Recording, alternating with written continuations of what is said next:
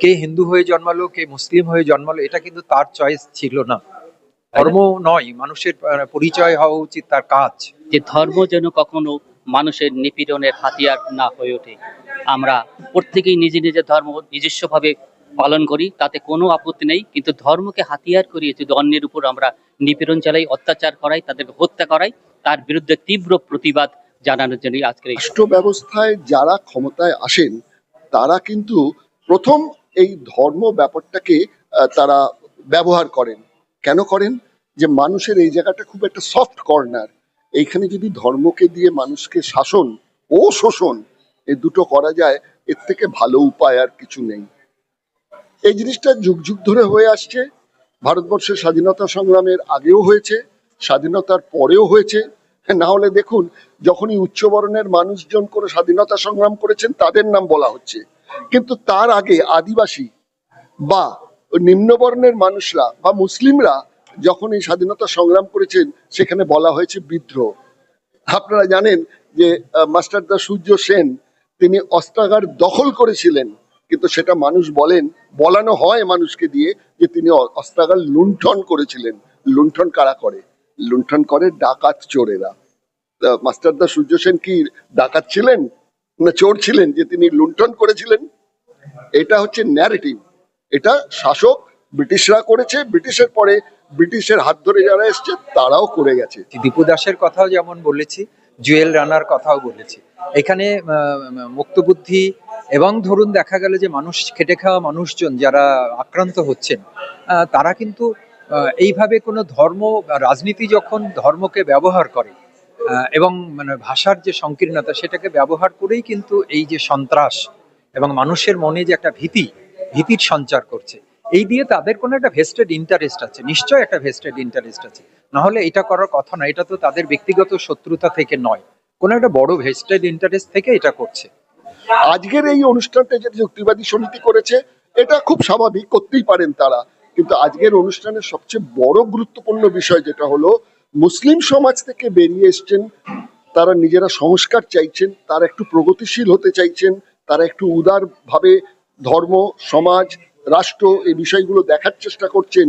তারা যে সংগঠিত হচ্ছেন, হয়তো খুব ক্ষুদ্র প্রয়াস, কিন্তু এই যে আজকের গাছের বীজটা পোতা হলো, এটা আমি আশা রাখি আগামী দিনে এগুলো মহিরুহ হয়ে উঠবে।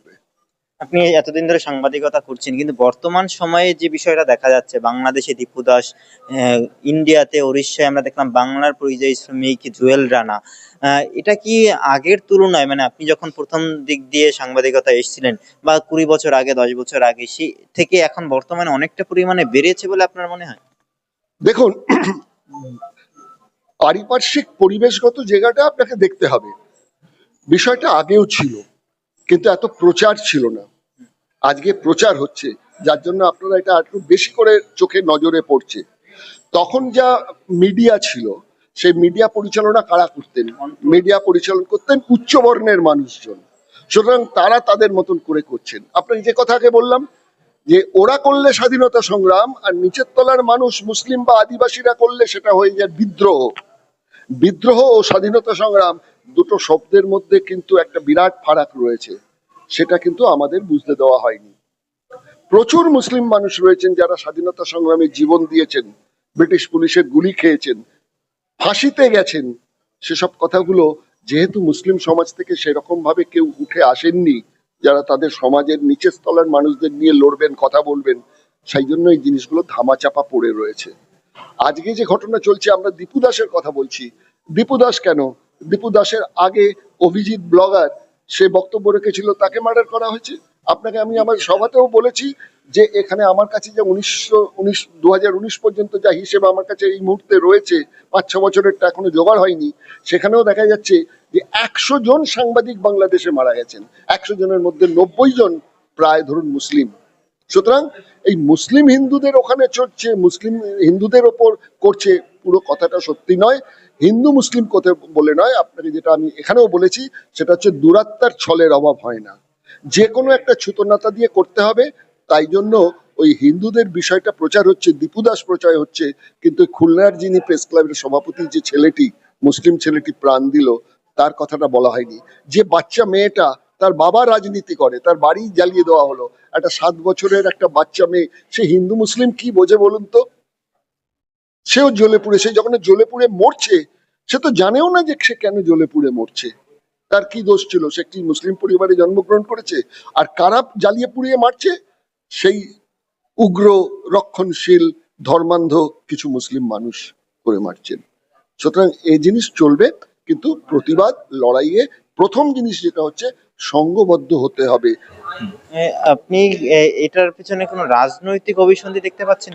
অবশ্যই এটা রাজনীতি ছাড়া এটা হতে পারে না। অবশ্যই রাজনৈতিক এবং অর্থনৈতিক দুটো ইয়ে ছাড়া মানে মানুষের ইয়ে মানে মূল চালিকা শক্তি কিন্তু এখানে রাজনীতি, অবশ্যই রাজনীতি। কারা লাভবান হবে এই ঘটনায়? দেখুন এইটা নিয়ে এই মুহূর্তে অত স্পেসিফিকলি বলা মুশকিল, কিন্তু রাজনীতি তো আছেই। এর বন্ধের উপায় কি হতে পারে? কিভাবে বন্ধ হবে? এর মধ্যে ধরুন মানুষের মেলামেশা, মানুষের মধ্যে যুক্তি, মানুষের মধ্যে বিজ্ঞান চর্চা, মানুষের মধ্যে পারস্পরিক মেলামেশা, এগুলোর পরিমাণ বাড়লে, এই সুযোগগুলো যদি আমরা তৈরি করতে পারি আমাদের মানে সমাজ পরিসরে, তাহলে এটা কমতে পারে। মানুষের প্রতি অবিশ্বাস, মানে এই যে অপরিচয়ের একটা অন্ধকার থাকে, তার ফলে অন্যের প্রতি যে একটা ভুল ধারণা, এইগুলো থেকে থাকে। এবং যদি আমরা এই অপরিচয়ের অন্ধকারটা দূর করতে পারি, তারপরে তারা খায় না মাথায় দেয়, মানে ধর্ম নয়, মানুষের পরিচয় হওয়া উচিত তার কাজ, মানে তার মানে মূল পরিচয়টা হওয়া উচিত তার কাজ, তার ব্যবহার, তার শিক্ষা, তার রুচি। সেগুলো না করে শুধু তার জন্ম, দেখুন মানে কে হিন্দু হয়ে জন্মালো, কে মুসলিম হয়ে জন্মালো, এটা কিন্তু তার চয়েস ছিল না, তাই না? আমার কাজটার জন্য আমি দায়ী, আমার ধর্মের জন্য আমি দায়ী নয়। ওই যে মানে আমি বলার সময় বললো না, ধর্ম শিখেই তোলা রবে, কর্ম নিয়ে বিচার হবে। তারপর বামুন চড়ার এক গোয়ালে, বামুন চাড়াল এক গোয়ালে, স্বর্গ কিংবা নরকে থোয়া, নজরুল তার জাতের বজ্জাতে কবিতায় বলেছিলেন। তো অ্যাকচুয়ালি তাই তো, কর্ম নিয়েই তো বিচার হওয়া উচিত, ধর্ম নয়। এখনো তাই। আমরা দেখছি মুখ্যমন্ত্রী রাজ্যে তিনি বারংবার বলেছেন যে আমি ব্রাহ্মণ ঘরের মেয়ে।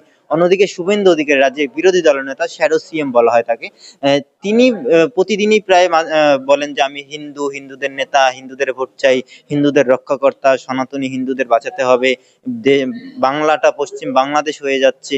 এই যে রাজনীতিকরণ, ধর্মের রাজনীতিকরণ বেড়ে যাচ্ছে, এটা কতটা ভয়ানক হতে পারে আগামী দিনে? অবশ্যই ধর্ম, এবং দেখুন ধর্ম একটা বিরাট প্রতিষ্ঠান, মহাশক্তিশালী প্রতিষ্ঠান, তার সাথে রাজনীতির মতো একটা মহা মানে ধুরন্ধর প্রতিষ্ঠান, দুটো যদি হাত মিলিয়ে যদি মানে একসঙ্গে কাজ করে, তাহলে কি মারাত্মক হতে পারে তার ইয়ে আমরা ভারতবর্ষে টের পাচ্ছি, বাংলাদেশে দেখছি, আমরা পাকিস্তানেও দেখছি। আর আজকে সারা পৃথিবীতেই বিভিন্ন প্রান্তে, পৃথিবীর বিভিন্ন প্রান্তেই কিন্তু এই যে ধর্মীয় উগ্রবাদ, সে আপনি ফ্রান্স বলুন, জার্মানি বলুন, ইসরায়েল বলুন, সব জায়গাতেই কিন্তু এগুলো মানে মাথা চাড়া দিয়ে উঠছে, প্রকট হয়ে উঠছে।